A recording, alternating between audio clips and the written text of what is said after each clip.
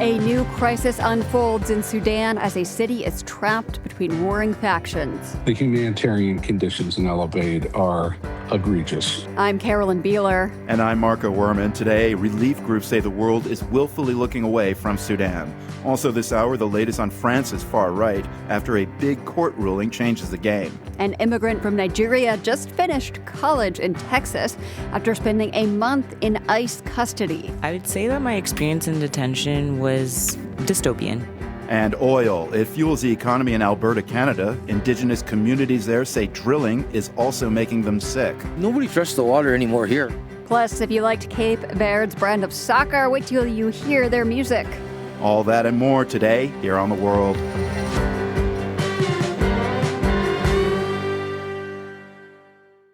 This is The World. I'm Carolyn Beeler. And I'm Marco Werman. Thanks for joining us on this Tuesday. The UN is warning that a catastrophe is unfolding in el-Obeid, a strategic city in central Sudan. The chief of the UN Human Rights Council says the city has faced relentless drone strikes. Executions, torture, abductions, and sexual violence are all on the rise. This is as the city becomes the latest hotspot in the 3-year civil war between the Sudanese Armed Forces and the paramilitary Rapid Support Forces, or RSF. Noah Taylor, head of Sudan operations for the Norwegian Refugee Council, recently visited el-Obeid. He described conditions there as bleak. The fear and apprehension is palpable. People are on edge, people are terrified, and people need a break and survival from this war. The Humanitarian Research Lab at the Yale School of Public Health has captured satellite imagery of the area. Nathaniel Raymond is the lab's director. About 30% of the gas stations and fuel reserves have been hit by what we call suicide drones or loitering munitions from the Rapid Support Forces. The main power substation has been blown up. Water pumps that give the city potable water are now failing to function due to a lack of electricity and fuel. Why that's a big deal is we have 700,000 people, 200,000 of them are displaced persons inside the city, and the risk right now is of a potential cholera outbreak if they don't have potable water. Can you put a few more details to that humanitarian crisis? What is going on in terms of what the people in el-Obeid are experiencing? You have to understand, in terms of the topography of the city, what a siege looks like there from a topographic perspective. It has one road in and one road out. And right now, the 5th Division of the Sudan Armed Forces has basically built an earth wall on the western side to keep out the Rapid Support Forces. Meanwhile, there's only one way out. If people start to run, we have a real risk of people getting stuck on that back road and creating significant secondary fatalities. Are humanitarian aid groups able to reach those in need, given the limitations of entry and egress? Well, you're asking the critical question, Marco. There's about 14 Sudan Army checkpoints on that back road. And while some humanitarian supplies are getting in, we're seeing significant access problems related to Sudan Armed Forces control of that road. We really need increased access urgently to get ready for worst case scenario, which is a cholera outbreak. In war, particularly in East Africa, cholera can kill more people in less time than bombs and bullets. So those are national military controlling the roads, but is it the RSF that's staging the siege on el-Obeid? Yes, and right now we're basically in a hunt to find from space where the Rapid Support Forces are. There's been a lot of talk, including in the warning from High Commissioner Volker Turk at the Human Rights Council that you mentioned about an imminent attack.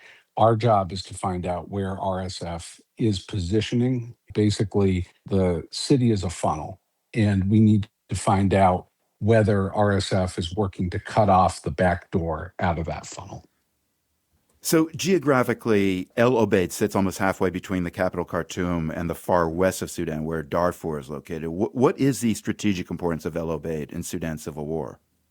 The strategic importance of el-Obeid can't be overstated. If you capture el-Obeid, you're capturing the road back to the capital, which Rapid Support Forces were ejected from Khartoum and its twin city of Omdurman in 2025.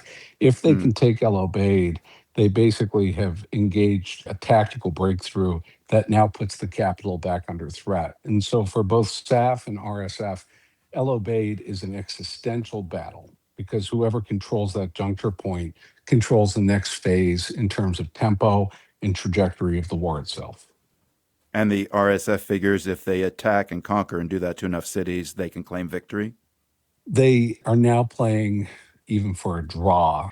And that just the fear of RSF getting back towards the capital will have significant consequences for the civilians who are just starting to rebuild their lives.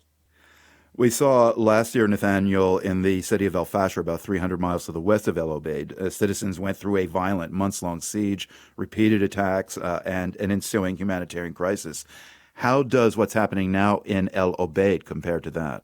The humanitarian conditions in el-Obeid are egregious, some of the worst we've seen, and the suffering of the people of el-Obeid should not be understated. However, comparisons between El Fasher and el-Obeid, unfortunately, I think missed the mark. El Fasher was its own nightmare, and that was really the last battle of the Darfur genocide. The goal of RSF was to liquidate, in Rwanda-style killings, the remaining four in Zagawa tribes who were inside the city to capture a homeland for the ethnic group that's behind the RSF called the Rezaget. In the case of el-Obeid, those ethnic groups that were present in the genocidal massacre, according to the UN, in El Fasher are not present in el-Obeid. That said, if RSF were to capture the city, it would look more like the reprisal killings that happened in 2023 in the cities of Nyala and Zelenji, where those who were seen as collaborators with the government were executed. The crisis is so immense, but it has not received the international media attention given to other crises around the globe. What do people unfamiliar with Sudan's conflict need to understand today?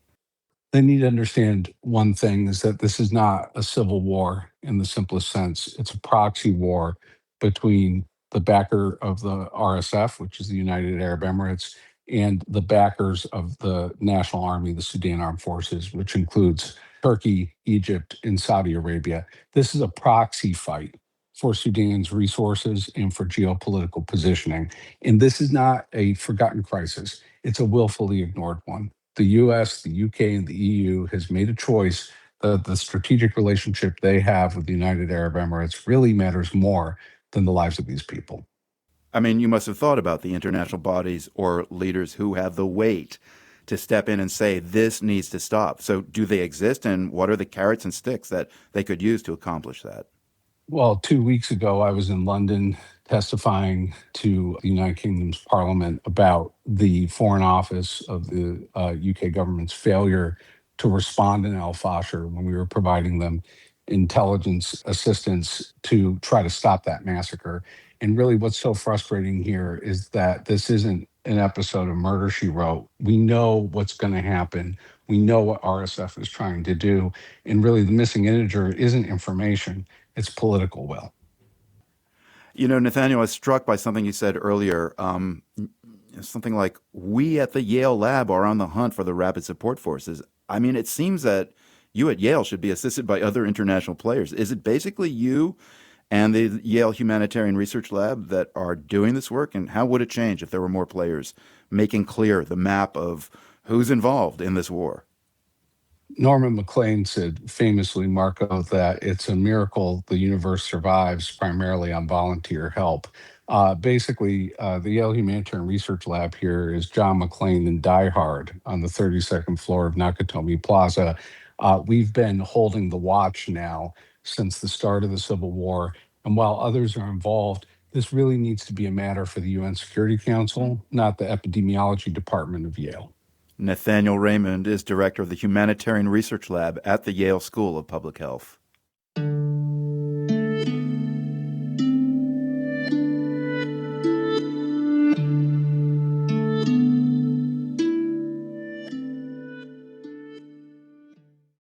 Immigration is a policy issue that's become a lightning rod in many countries, but it's also a key part of many people's life stories. We wanted to listen back to one woman's candid reflection on her first year in the United States. Clarissa Abreu told her story to a live audience in Boston for the series Stories from the Stage. I come to Boston from Dominican Republic with one suitcase. My suitcase was full of books and many dreams. It was a very heavy suitcase. When Dominicans emigrate to the United States, we give away all our clothes and our belongings. We say, why bring in stuff to a country where we're going to find everything we need? And plus, bikinis have no place in the middle of the winter. I come here to Boston. I had just got married and come here to start my new family. My husband had immigrated here a year before with his family and was working as a KitchenAid at a local nursing home. His family, nobody spoke English nor had a professional job. I had learned English in high school, and I had just graduated from a bachelor's degree in computer science engineering. So I'm thinking, I'm going to Boston. I'm going to find a job as soon as possible. I start sending my resume everywhere, but I don't hear from anybody. Nobody's calling me for an interview. And I'm wondering what is going on. I cannot understand what is going on. But I also didn't have anybody to ask. So the only person I knew had a professional job was my cousin Angela, who was working as an administrative assistant at a local daycare center. And she said, of course, I can refer you to my former boss. She's looking for a part-time bilingual receptionist. And I said, of course I can do that. Days were going by. I was getting desperate. We were living in a 2-bedroom apartment with his family. And before the landlord kicked us out, we needed to move out. So I head to that interview. When I get to the interview, I meet Kathy, the manager. She just loved me. She just wanted to offer me the job right away. And then she says, but you still have to interview with my executive director. She's a little bit intimidating, but don't worry, you'll be just fine. I know you'll be okay. Just get yourself ready and go to the interview. So I get very excited. I get a nice professional suit, and I head to the second interview with the executive director. I get to meet the executive director, a very tall woman, big personality, middle-aged, expressionless white woman. She asked me all sorts of questions, and I'm answering very nervous. I answered them all. I went home, and I just prayed I get that job. A few days go by, and Kathy calls me and said, Clarissa, you got the job. And I'm like, yes. So, but you have to start right away. And I said, of course, I'll start on Monday. So I start my job, and 2 weeks go by, and the executive director comes back from vacation. She walks in through the front door with her big bags, her big personality, and she looks surprised and a little bit upset. She stares at me for a few minutes, and she goes upstairs. Needless to say that I'm nervous. Soon enough, I find out that she had told Kathy not to hire me because I didn't speak good English. So at this point, Kathy thought that because of my education and my energy, I was going to be able to do this job and, of course, gain the confidence of the executive director. And I have to confess that I also thought I could do the job. Soon enough, I realized I couldn't do that job. Some of you may not know that in Spanish, words are spelled the same way as they sound. We don't have to deal with those damn silent vowels that you have in English. And plus, when you're learning a new language, the processing time in your brain is much slower. So I was struggling. I was disappointed with my own performance because I couldn't pick up messages and the spell of the names of the callers soon enough before they would hang up on me or get upset, because I had to ask them over and over again. So I knew I was in trouble.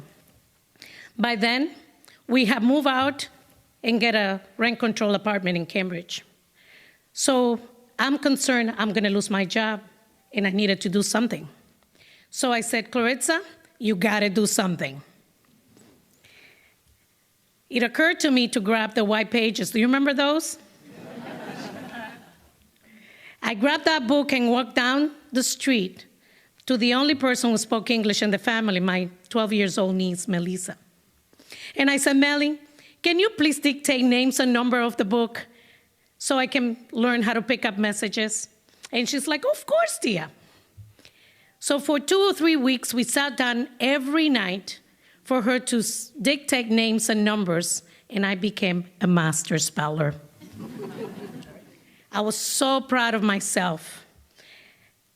I thought I had secured my job. So I'm come happy to my job every day, but one day, that proved that that was not enough. Kathy comes down the stairs with tears in her eyes, and she said, Clarissa, the executive director have eliminated your position. I still can feel the sadness and despair of that moment. By then, I was 4 months pregnant with my first son. And just the thought that I couldn't provide for my son and being able to pay rent, that as it is, a part-time $10 an hour's job, I was making more money than my husband with a minimum wage KitchenAid job. I picked up my stuff, I went home and cried. I cried and cried and cried, I just couldn't believe it. And I picked up myself a couple of days later and I said, you know what, I'm applying for new jobs. A women's organization out of all places called me up for an interview.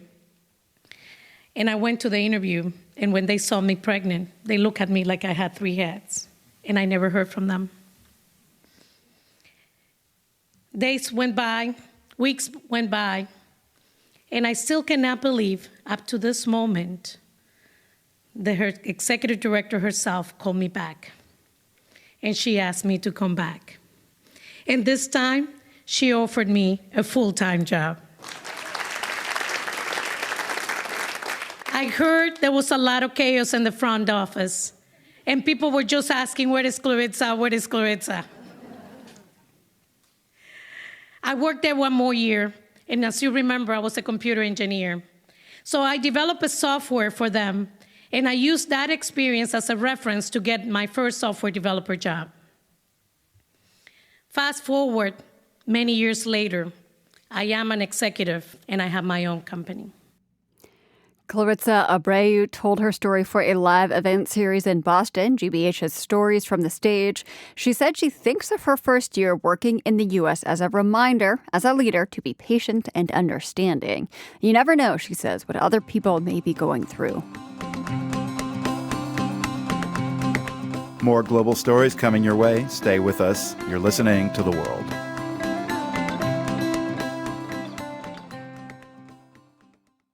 The leader of France's far-right, Marine Le Pen, will run for president next year. In a TV interview this evening, she said she wanted the French people to decide if she was fit to lead. Her interviewer, Gilles Boulot, asked her 3 times if she was sure. Et donc, ce soir, vous dites que vous êtes candidate à l'élection présidentielle. Donc, ce soir, je suis candidate à l'élection présidentielle. So tonight, he says, you are a presidential candidate. Tonight, she repeats, I am a presidential candidate. It has been a long road to get to this point. Le Pen was expected to run in 2027 until she was charged with embezzling public funds just over a year ago. The court barred her from running for office for 45 months. She appealed that decision. Today, the French court upheld the charges, but shortened Le Pen's sentence just enough to make her eligible in 2027. We turn now to Victor Mallet to make sense of it all. He's the author of Far-Right France, Le Pen, Bardella, and the Future of Europe. So, Victor, her decision about running, she made clear. What else did Marine Le Pen say in her TV interview this evening? Well, yeah, she basically, this depends on her appealing to the highest court in the land against the repeat conviction. She lost her appeal today, and then she's appealing again to a higher court. And there's a risk that she will lose again, and that then she will have to run the election campaign that she has, as you've said, she's determined to run. She will have to do that under some kind of house arrest with an electronic bracelet, which she previously said she didn't want to do. So it's a risky thing, but it's also very characteristic of her to bounce back. You know, she's always had all kinds of political problems and adversity, but she's a very determined politician, and she's now a very experienced politician. And this will be her fourth run at the presidency. since she started doing it. And she has a very strong ticket with the young man, Jordan Bardella, who was thought to be going to replace her if she couldn't stand in this election, Jordan Bardella. And he would be her prime minister if she wins, and she would be president. And that is a very strong ticket. And it was the original idea of how they would play this election before the court case became a problem. Right. And as you said, she's run for president 3 times, never won. She did come in close in the last election. You say her ticket is strong this time around for 2027. What do the polls say, or what odds is she given?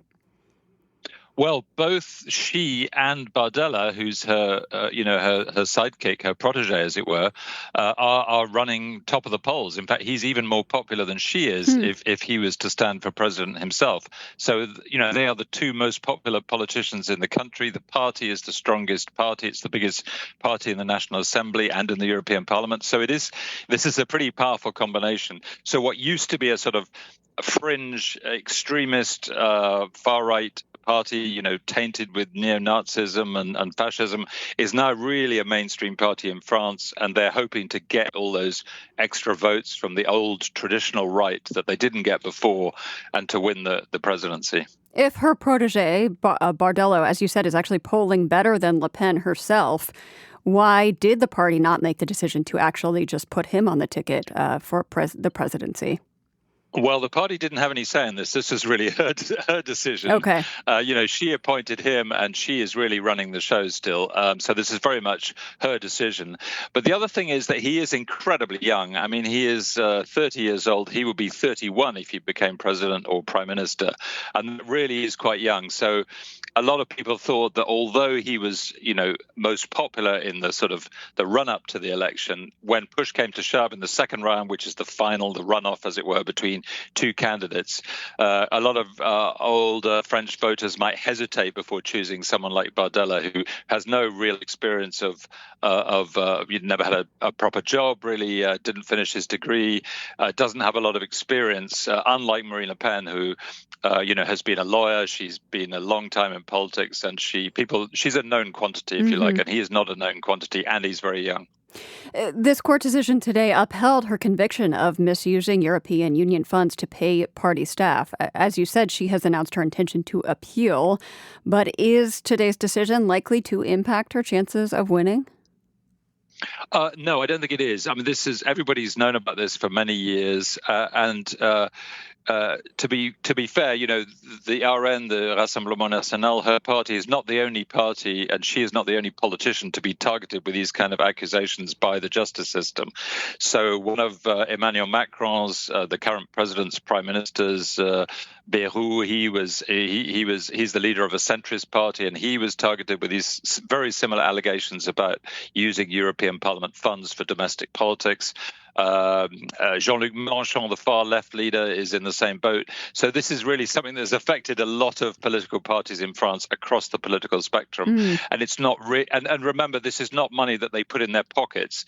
They diverted money that was meant to be for European parliamentary assistance into their domestic political operation in France. And a lot of other parties are accused of having done the same thing. Just very quickly before I let you go, Victor, the far right has never held the presidency in France. Is this a significant moment in the party's history? Oh, yes. I mean, it would be hugely significant if they won. This would be the first, far-right government of France since the Second World War and the Vichy, occupation government of most of France after the Nazi occupation of Germany. So it would be massively significant. It would have huge implications for NATO, for the European Union, and of course for France itself. They would Victor Mallet, I have to let you go there. Sorry to interrupt. Yeah. Victor Mallet is the author of Far-Right France, Le Pen, Bardella, and the Future of Europe. Thank you so much, Victor. Thank you.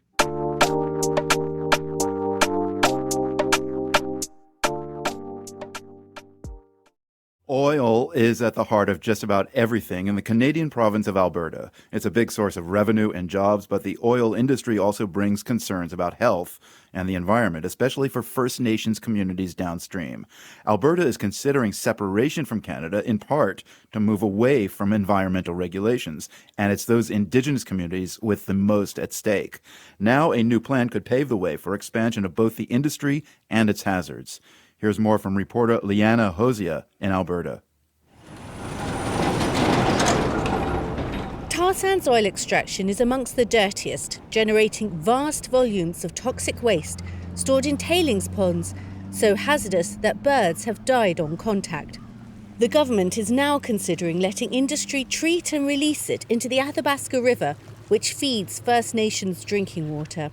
Billy Joe Tuckero, chief of the Mikisew Cree in the downstream community of Fort Chipewyan, is against this plan. This is the tipping point because they're potentially going to treat and release the tailings ponds. And we're saying that's an absolutely no-go for Mikisew. He's seen the industry's treatment plans and say they fall far short.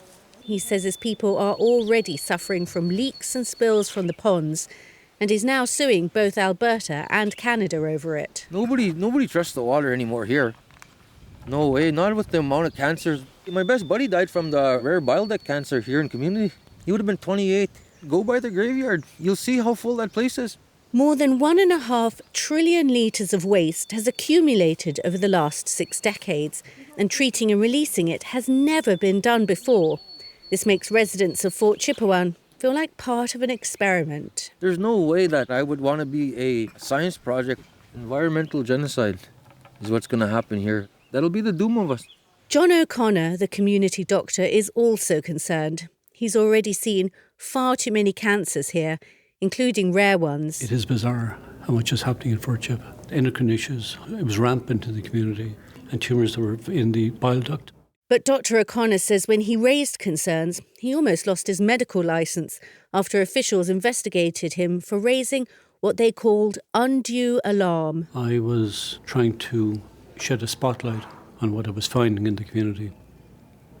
I got a lot of pushback from industry and from government that I was raising undue alarm in Fort Chip. They were saying, shut me up, shut me down.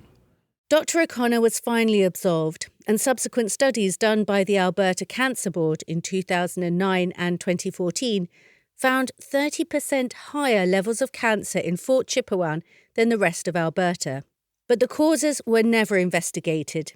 He says new data now suggests cancer rates may have risen even further. The up-to-date numbers show that the numbers have gone off the scale. We're now seeing issues in other Aboriginal communities across the north, up as far as the Arctic Ocean. In the meantime, government and industry are together in denial. They don't want to know anything. Big oil basically calls the shots. The meats that we eat traditionally, they too had elevated mercury levels. Barbara Grandjean, in her 60s, still lives traditionally, dog mushing with a sledge in winter, hunting and gathering from the land. But studies show local wildlife carry high toxin levels, prompting fears for people's health. We have such rare cancers in our community. For myself, having cervical cancer back when I was 25, the cervical cancer is one of the ones that they flagged as being higher. Now they want this treat and release. We don't want any more toxic waste coming our way, because if they think it's right, put it in their backyards. The governments of Alberta and Canada say there's no proven links between illnesses and oil sands pollution, while industry maintains its operations aren't harming communities and that it complies with environmental regulations. And some members of the community agree. We flipped a boat over and I just about drowned it in the pond. Oh, God, you fell in the pond?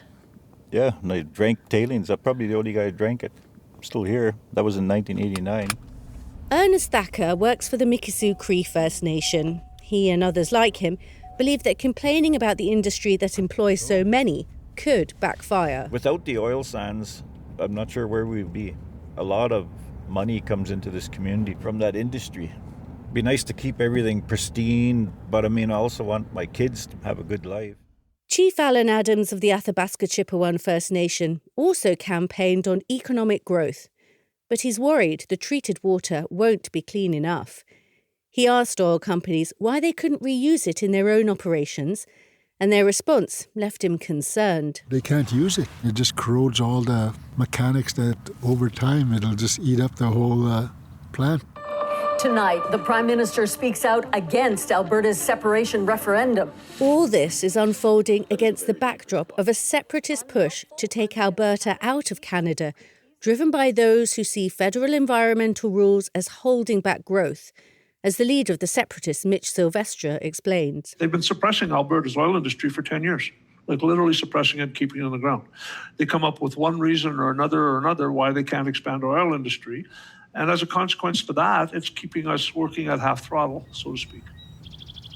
A referendum in October could set that process in motion. But Chief Adams warns that if the province breaks away, it will threaten their constitutional treaty rights, the very laws which protect the environment. What's keeping Canada beautiful is our treaty. And that's why the oil and gas company want treaties to be out of the way. He says supporters of independence have been sending him threatening messages. I got multiple death threats and even got death threats to say that we'll do to him what we did to Charlie Kirk.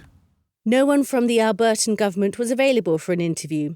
But in a statement, they said, Alberta is making strong progress in advancing the treatment of oil sands mine water by supporting both established and emerging technologies through partnerships with industry, academia and Emissions Reduction Alberta. But Barbara Granjam of the Mikisew Cree Nation is not convinced. I understand that we need oil to run the world, basically. But to do it just for the sake of the dollar, and never mind whose lives are at stake, that's like murder. As industry pushes the province to move quickly on new release rules, downstream communities say the choices made now will shape their future and that of the river that sustains them. From The World, I'm Liana Hosea, reporting from Alberta, Canada. Dehydration, heat stroke, those are familiar risks during heat waves. Less familiar, maybe, are the risks to mental health. Just the latest example, more kids and young people were admitted to the hospital for mental health conditions in one Australian state on the hottest days of both summer and winter. That's according to a recent study by researchers at the University of Sydney. Amrata Nori Sarma is an assistant professor of environmental health and population sciences at the Harvard T.H. Chan School of Public Health. She started our conversation by expanding on the findings of the study. This study, which was conducted in a population of young folks up to age 24 in New South Wales in Australia between 2001 and 2022, found that ambient temperature was, as you said, associated with higher rates of admissions for mental health outcomes, for mental health causes. They also projected future heat attributable admissions under a variety of different greenhouse gas emission scenarios in order to make an assessment about how climate change might impact what we see in terms of mental health effects in future. And what they found is that there were further increases that were associated with extreme heat in the number of children admitted for mental illness, and it kind of varied depending on which type of emission scenario they were looking at. So obviously the highest future risks were under the highest emission scenarios. How does this fit into the larger body of knowledge that researchers have right now about how heat and mental health are linked? Yeah, so there's been a very much increasing body of literature around the mental health impacts of extreme heat exposure over the course of the last 10 years or so. And generally across the board, what we're seeing is that there are increases in different types of admissions associated with summertime increases in heat. So in my own work, we've looked at emergency department visits. There's some work that's looked at hospitalizations. One of the things that I think is important to keep in mind is that these are some of the most severe outcomes that are associated with illness. So if someone's visiting visiting the emergency room or if somebody is hospitalized, those are really important indicators for public health that this is an environmental risk that we really need to take seriously. But we're also not looking at, in those examples, some of the subclinical indicators of mental health and well-being.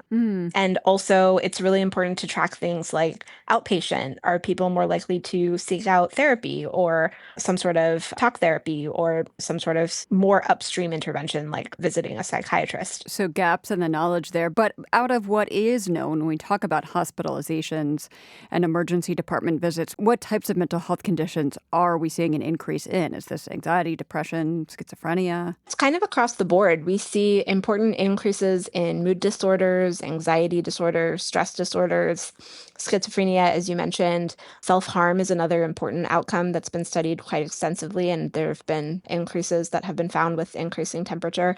And then things like substance use disorders is also another really important one. What do we know about the why here? What is the link between heat and poor mental health?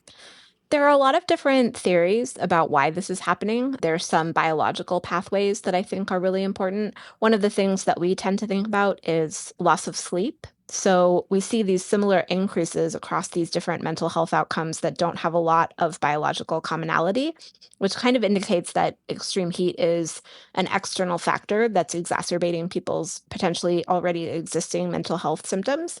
So that's why we see similar increases for things like substance use disorders and schizophrenia and stress disorders, which are all very different biologically. So because when it is hot at night, it is harder to sleep, that is making mental health outcomes worse? That's one of the hypotheses, yes. Are there other hypotheses? Yeah, I think that there are some ways in which extreme heat changes the effectiveness of medication, for example. So schizophrenia is a really good example where medications that are used to treat patients with schizophrenia also affect the body's ability to thermoregulate. So there may be some important interactions that are happening there. That's another potential example. Are there other kind of physiological explanations about what might be happening here? I mean, I'm thinking about the overlap between our body's response to extreme heat and also like symptoms of anxiety, right? Like sweating and increased heart rate. Yes, I think that there are some potential pathways, physiological pathways, maybe some inflammation. There have been some studies that have looked at biomarkers of inflammation during extreme heat exposure, and maybe that has some downstream consequences for some of those symptoms that you mentioned. That area is a little bit less well studied. Again, it's one of the gaps that I think needs to be studied in future. So bottom line, scientists such as yourself know there is a link, but there are no hard and fast answers to the question why yet. Not yet. Interesting. Are some people especially vulnerable to the mental health effects of extreme heat? Yes, I think like any other physical health endpoint, there are folks who are particularly susceptible. And, we can think of people who have existing mental health conditions, people who are taking medication for treatment. One of the things that I think is really important about this particular study in Australia is that we know that there are certain types of mental illness that have an onset earlier in life. So during youth and adolescence, we might start to see some of the signs, especially in that 20 to 24 age range is when people start to present some of the symptoms of schizophrenia, for example. And so I think it's very important to take a look at what pre-existing conditions people have, what types of medications they might be using, and then also if they have a family history of some of these different mental health outcomes.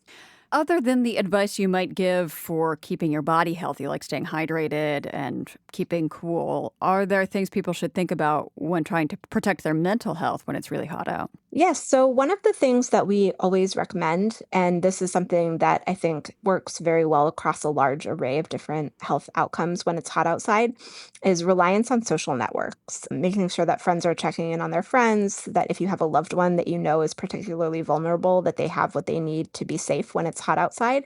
This is really important for two different reasons in this case. Social networks are actually very protective in general for mental health and well-being. Mm-hmm. But also, if you have a good, strong social network, that can help people to be especially safe during times of extreme heat exposure. How does a strong social network help protect people if they are struggling with mental health, other than the protective baseline that having a strong social network provides? Right. People who are, for example, neighbors or friends or loved ones might recognize some of the earliest symptoms of severe heat stress or strain. They might be able to make sure that you get medical attention, maybe to check in and make sure that folks who are on medications have access to their medications and are able to take them, and mostly just for reporting of symptoms. So it's really important to make sure that people who are suffering from some sort of mental illness are not suffering alone, and especially when it's hot outside and we might expect that those symptoms would be exacerbated.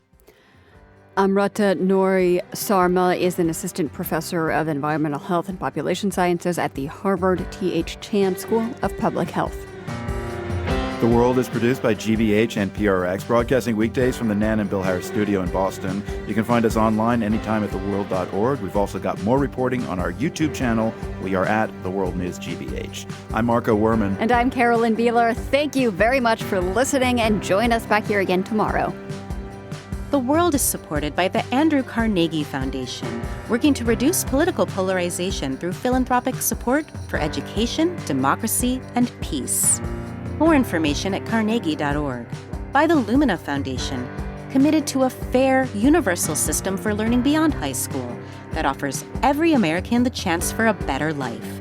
LuminaFoundation.org. By the PRX Ambassador Council, whose members include Serena Altschul, John and Kimberly Morch, Christopher Sequeira, Jennifer Carroll, Belinda Kiley, Lawrence Hall, and Dan Tauber. The World's theme music is composed by Ned Porter. The World is a co-production of GBH Boston and PRX.